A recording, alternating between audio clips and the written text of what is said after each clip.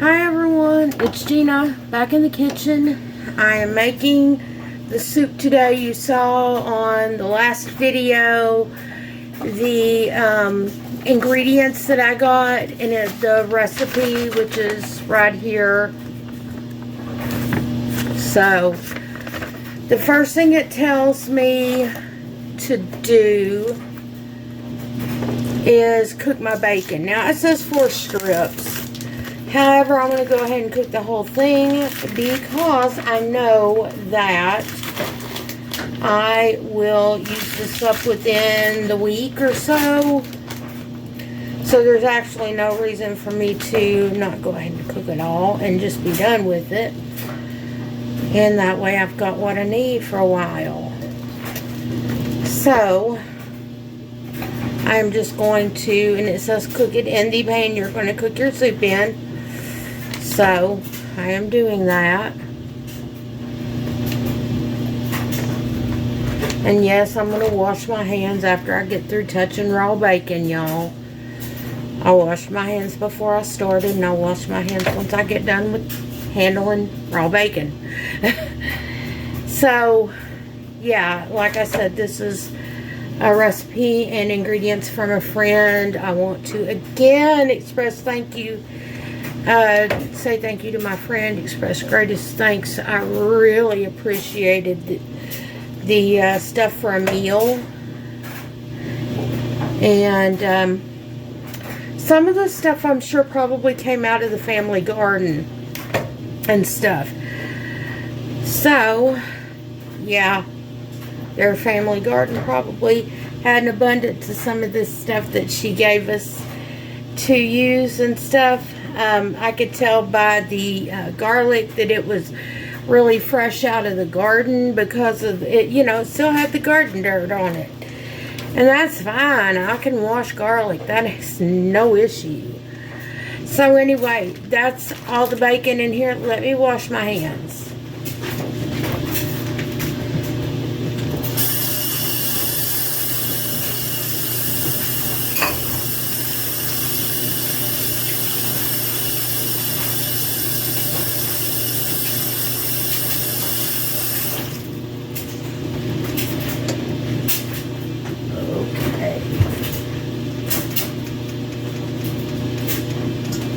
Oh,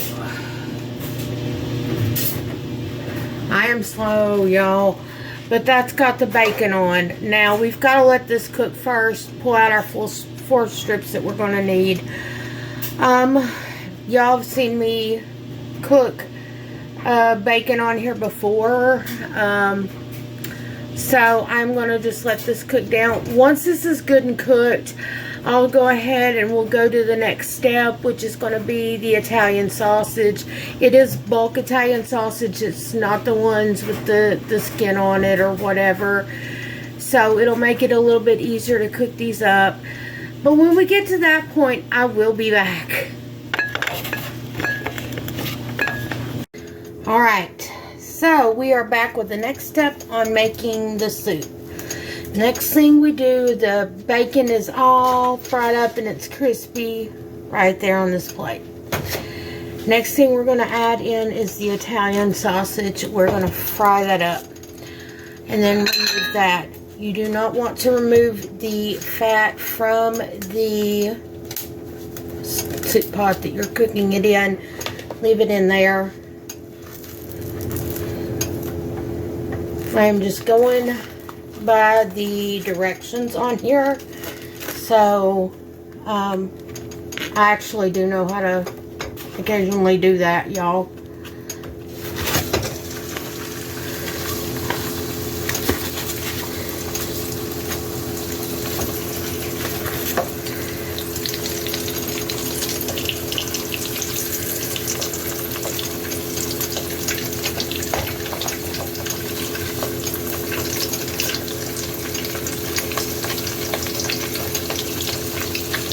Alright, all the paper's off now.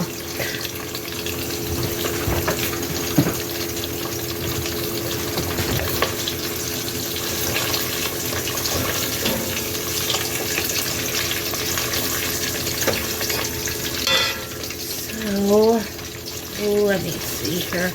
Trying to cut this up into smaller little pieces, so to speak. And stuff. You definitely, now my little pot here is cast iron, so for me, I know not to grab the the handles on it without something around it, because it gets hot. Cast iron does get hot. You'll burn yourself if you try doing that, just so you know, for those of you that don't cook with cast iron very often. The handles do get hot. I've been cooking for a long time, so things that I naturally would know to do. I know some people that are newer cookers or just starting out on their own or whatever, they may not know these things. So you just kind of chop this up. Like if you're frying hamburger for spaghetti sauce and you chop that up a little, that's what you're going to want to do with this Italian sausage. And it should cook fairly quickly. Cooking the bacon is the longest thing in this process, believe me. I cook my bacon very slow because I don't want to burn it. I want it crispy, but I don't want it burnt.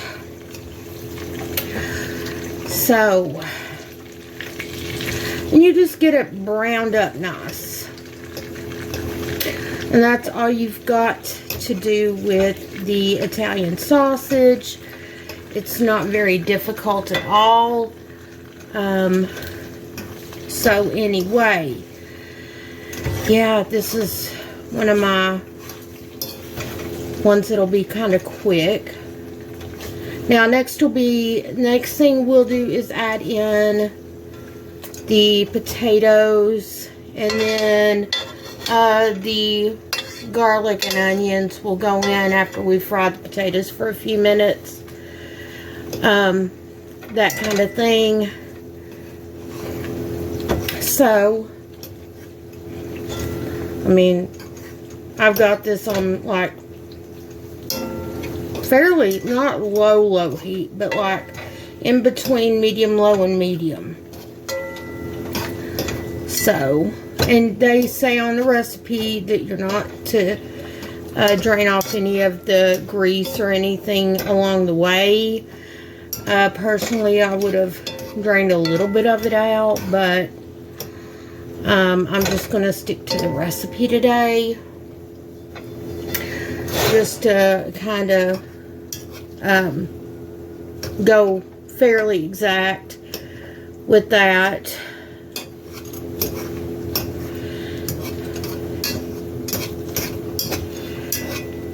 Now, I may have to later on, because I've got a lot of green vegetables to add into this. So I may have to add more water, more broth, an extra can of evaporated milk or something.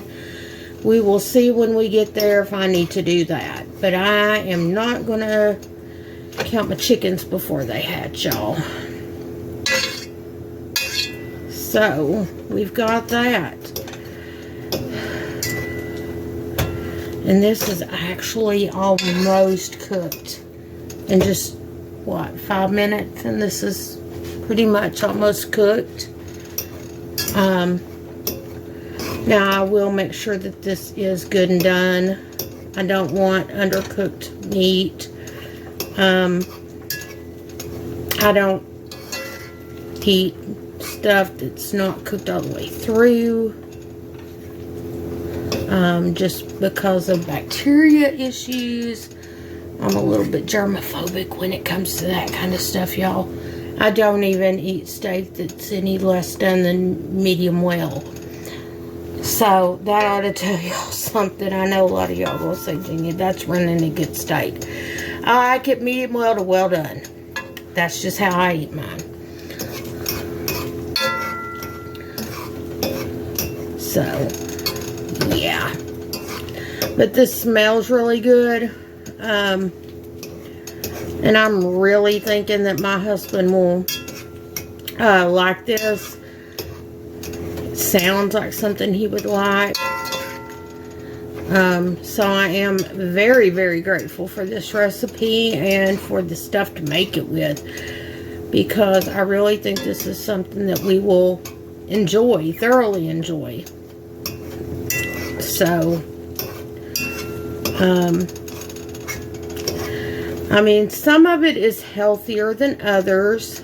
Some parts of it are healthier than others. You know,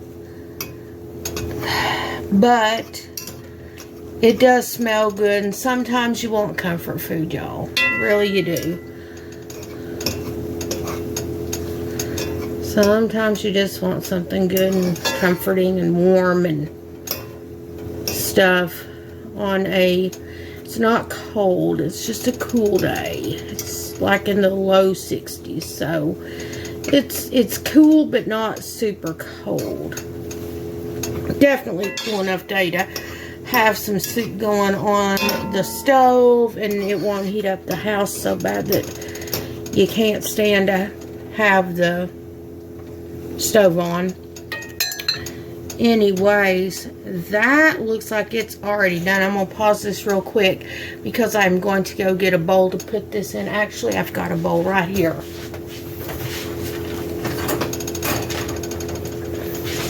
Let me pause this real quick and I will take this out.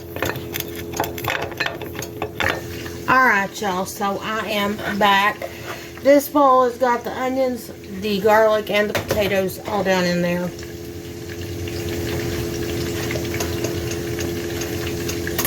It says to first add in the potatoes, so that's what we're going to do.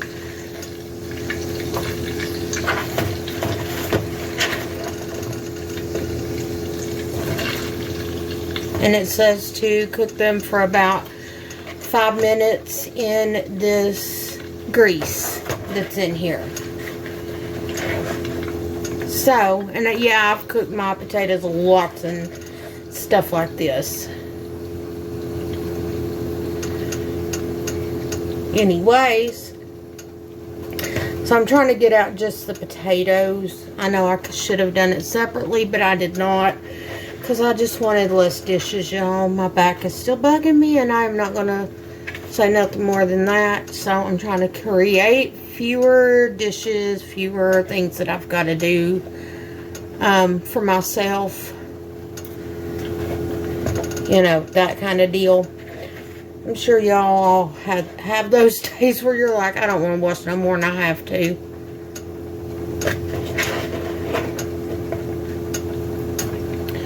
And I know a piece or two of onions getting down in there, and it is what it is, y'all. So,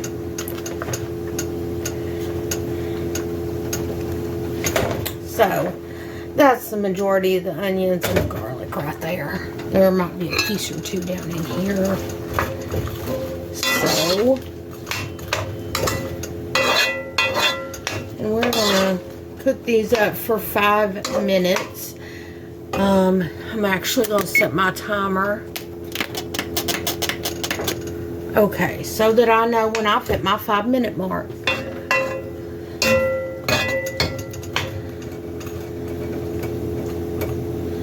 And I did cut my potatoes up fairly small, y'all. I want to be able to stretch them because I do not have any more potatoes than this in my house. These are the potatoes that my friend gave me, and so that's all I had in my house. Other than like instant potatoes that you cook out of a pack. I think I've got like maybe a quarter of a bag of frozen hash browns and some instant mash, and that's it. So anyway, once these have cooked 5 minutes, I will be back. Alright, y'all. So it's now time to put in the onions and the garlic. And like I said, I'm trying to cut the potatoes on the small side. I did cut one on just the, you know, like a little bit chunkier cut. And the reason being that helps it feel like you've got more potatoes in there than you actually do. you know, and that onion was really big, and that's fine. I love onion. I love garlic. So I used the whole thing of the garlic on there, that entire, like, garlic bulb. So, yeah, that all went into the soup. I'm going to set my timer again, just so that I have got that. I do want to make sure that we are cooking it like the recipe says to today.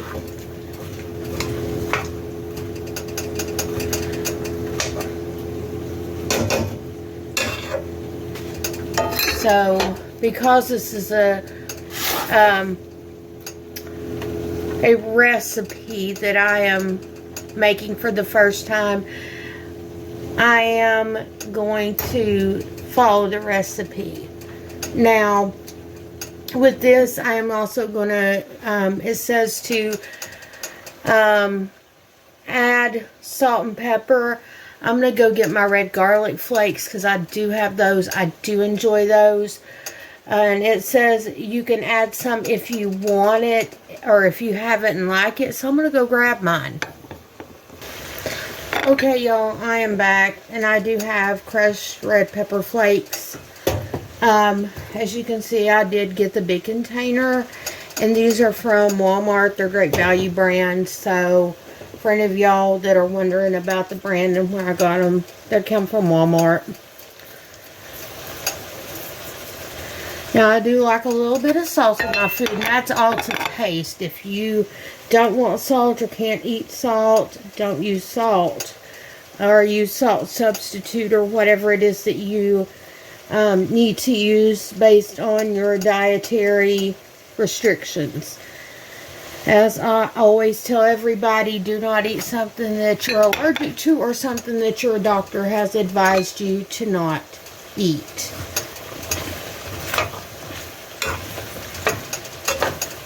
Now, and let me tell y'all, this really does smell good. I thoroughly think we are going to love this. I really, really think we're going to enjoy this. This smells so good. Now, I've got some salt and pepper, and that will have to be adjusted later as well. I'm going to go ahead and put in a few red pepper flakes, not a lot, because I don't want to get it too spicy. My husband doesn't like super spicy food. I do, so I can always add more to mine later. And I'm just getting a really small amount, maybe a quarter tablespoon at most. Probably a little bit less than that. So, yeah, I'm just going to add a little bit in there. I've got a couple minutes left here on my timer. I'm going to sit this back in there, y'all, and I'll be right back. Alright, y'all, I am back, and I'm going to keep stirring on these potatoes, the garlic, the onions, all that.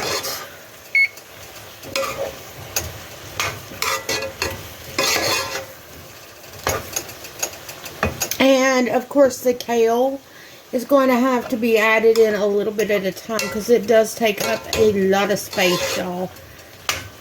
So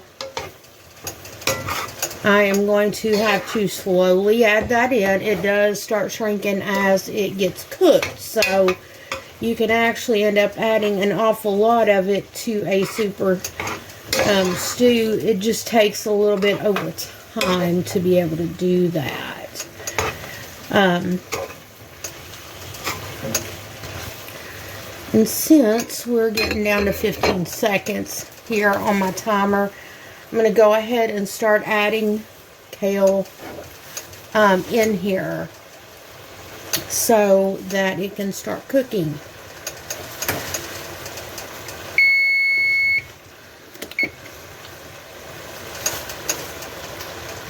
I'm also going to be adding in both of these because 2 of these equals 1 quart. And it does call for a quart of vegetable or chicken broth. So, again, I'm going to try to put this on my WordPress blog. And I will try to figure out how to link that in to this video. I'm going to try to figure that out for y'all. And it didn't tell me to drain any of the grease out, y'all. So I have not doing anything that it didn't tell me to do. So anyway, I am going to work with this and I will be back shortly.